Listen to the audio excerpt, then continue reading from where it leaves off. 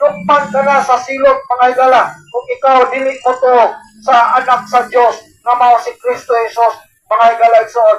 Tungod kay si Kristo Jesus lang, ang dalan nga ang tao makasulod sa gingharian sa langit.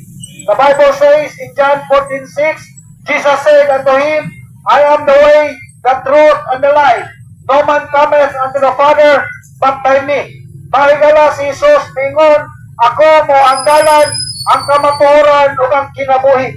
Walay makaadto sa Amahan kundi pinaagi lamang kanako.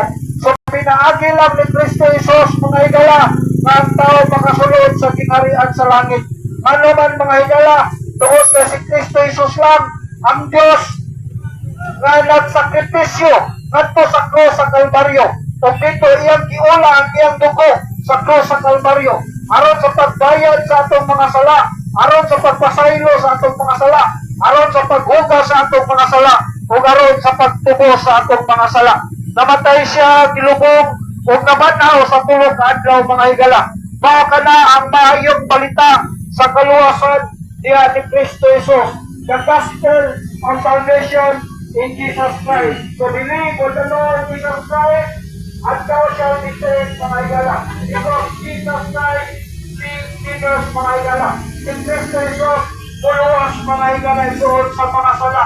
Na kitang tanan makasasala man. The Bible says in Romans 3:10, no one is a righteous, no not one.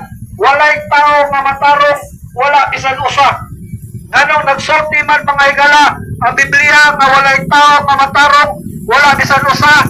Tungod kay ang tao, mga higala, makasala man sa bisan unsa nga paagi. Pwede siya makasala sa iyang gibati, pwede siya makasala sa iyang panghuna-huna, pwede siya makasala sa iyang pagsulti, pwede siya makasala sa iyang pagtanaw, pwede siya makasala sa iyang pagbuhat.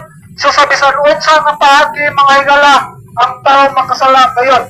That's why the Bible says in Romans 3:23, for all have sinned and come short of the glory of God.